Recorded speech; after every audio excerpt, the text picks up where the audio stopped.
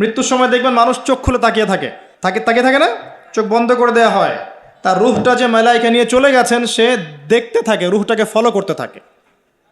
মানুষের সায়েন্স বলে এখন মানুষের বডি যখন মারা যায় তারপরও চোখ জীবিত থাকে। চোখের মধ্যে চোখ সবচেয়ে শেষে নষ্ট হয়। চোখের এই যে ইন্দ্রিয়ের ক্ষমতাটা এটা প্রথম মানে ডেড বডি মারা যাওয়ার সাথে সাথেই শেষ হয়ে যায় না, চোখের এই ক্ষমতাটা বাকি থাকে।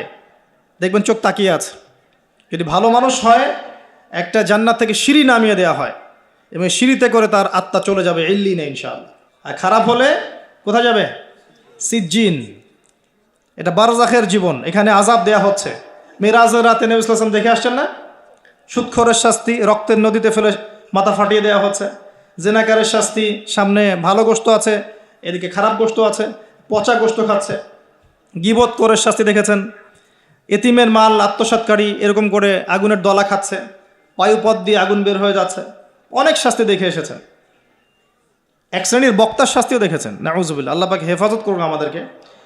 আগুনের কেচি দিয়ে জিহ্বা কেটে দেওয়া হচ্ছে, আগুনের কেচি দিয়ে জিহ্বা কেটে দেওয়া হচ্ছে।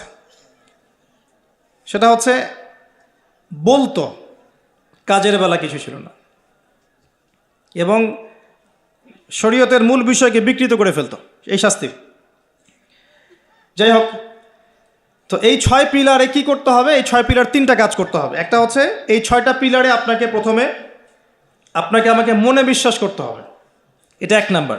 তাসদিক বিল জিনান, ইকরার বিল লিসান। এরপর আপনাকে মৌখিক স্বীকৃতি প্রদান করতে হবে।